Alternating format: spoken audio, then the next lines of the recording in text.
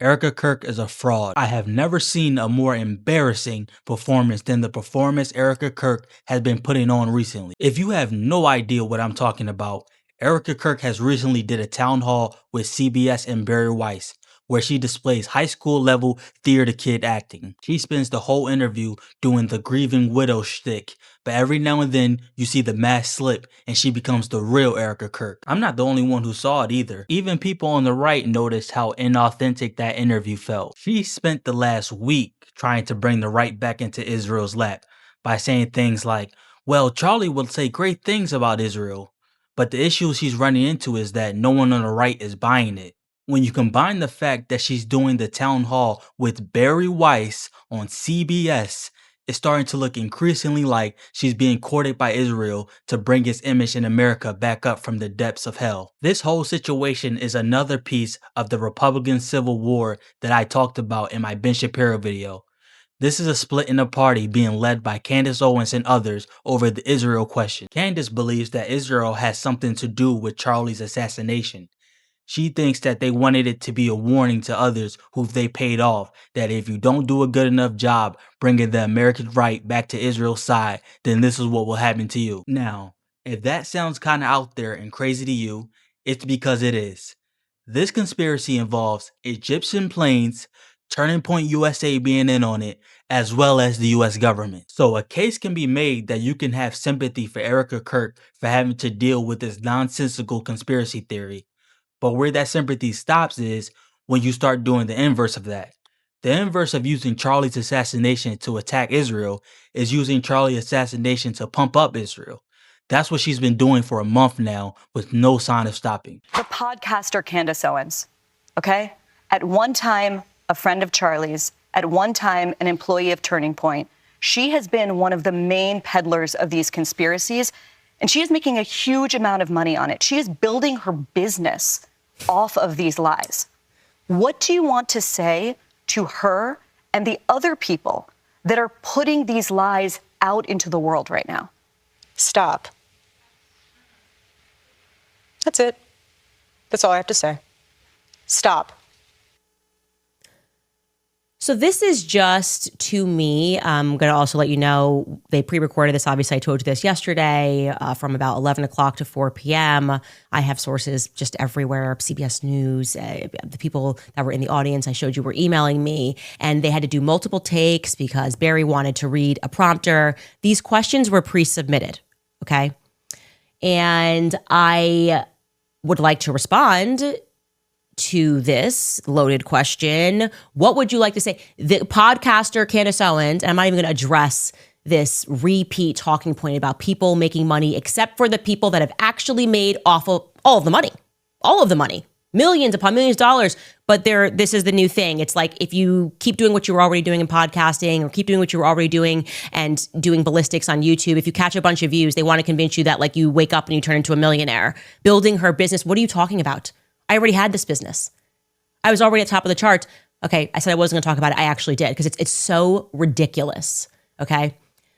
But she says, I'm lying. And Erika responds, and her answer to what do you want to say to the podcaster Candace Owens who is lying is stop. So Erika would like me to stop lying. And I would like to honor that, okay? I'm sitting here watching that video thinking, this is a culture that TPUSA cultivated.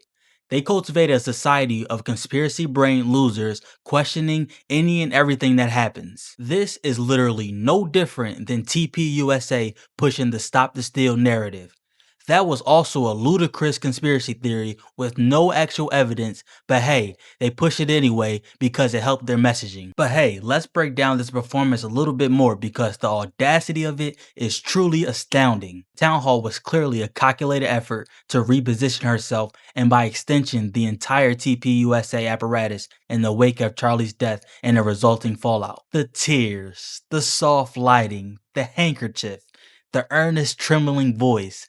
It's all designed to manufacture sympathy and, more importantly, a distraction. She wants you to focus on her pain so you won't focus on the very real, very ugly internal political war erupting around her. What she's trying to do is rewrite the narrative from a political assassination in the eyes of the right or a tragic personal loss in the eyes of the center to a pro-Israel rallying cry. It's cynical, it's transparent, and it's failing. The right-wing base, the people who were the bread and butter of the TPUSA rallies, are not as lock in step on the Israel question as they used to be. They've been force-fed the idea that every event is a conspiracy for so long now that when the establishment tries to tell them not to question the narrative around Charlie's death and then immediately pivots to pushing a foreign policy agenda, they smell a rat. Also, the choice of platform is crucial here.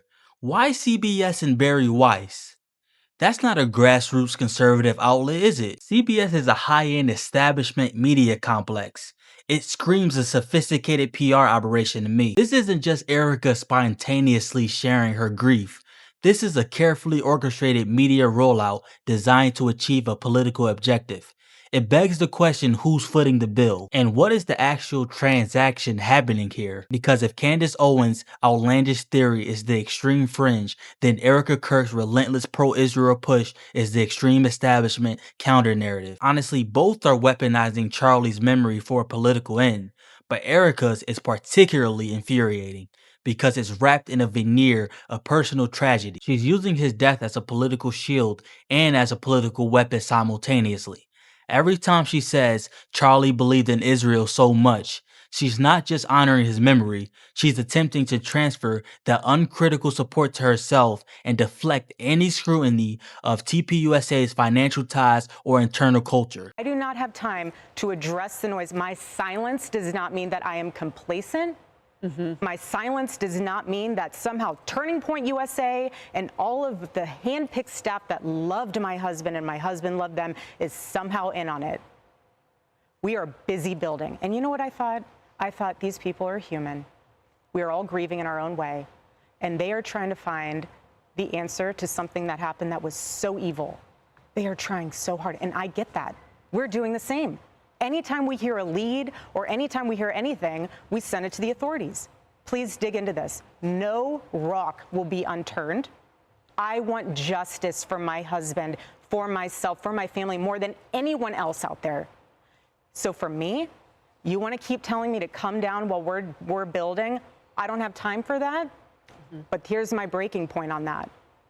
Come after me, call me names, I don't care. Call me what you want, go down that rabbit hole. Whatever. But when you go after my family, my Turning Point USA family, my Charlie Kirk Show family, when you go after the people that I love, and you're making hundreds and thousands of dollars every single episode going after the people that I love because somehow they're in on this, no. Now, the chickens have come home to roost. That same conspiracy theory machine they built is now eating one of their own. Candace Owens' theory, while utterly insane, is a direct logical extension of the question everything, trust no one mentality TPUSA promoted. They can't subtly demand their followers switch off the paranoia just because it's inconvenient for Erika Kirk's pro-Israel rebrand. This is the ultimate karmic irony. Erika Kirk is a product of the very fraud and intellectual brain rot that Charlie Kirk and TPUSA propagated.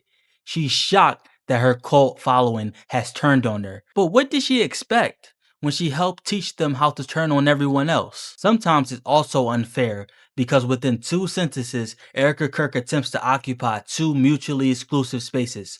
One moment, she's the untouchable grieving widow whose trauma is too raw for criticism, a universal human shield. The next, she's a hardened political operative using a national platform to push a highly partisan foreign policy objective. It's a form of emotional blackmail because she attempts to deploy her personal pain as a weapon, saying, "You can't criticize my Israel pivot, you monsters. I just lost my husband." But by choosing to do that pivot on CBS with Bari Weiss, she sheds the veil of private mourner and steps directly into the arena of public and political debate. And the rules of the political arena are simple.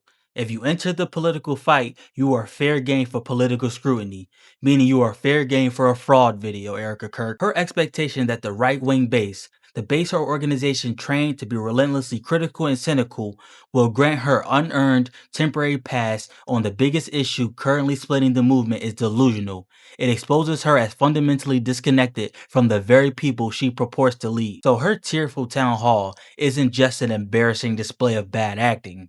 It's the desperate maneuver of a political operative realizing that the monster she helped create is now standing at her door. The right is splitting, and Erika Kirk's attempt to lead a faction back into the establishment fold by leveraging her dead husband's image is pathetic and a desperate Hail Mary.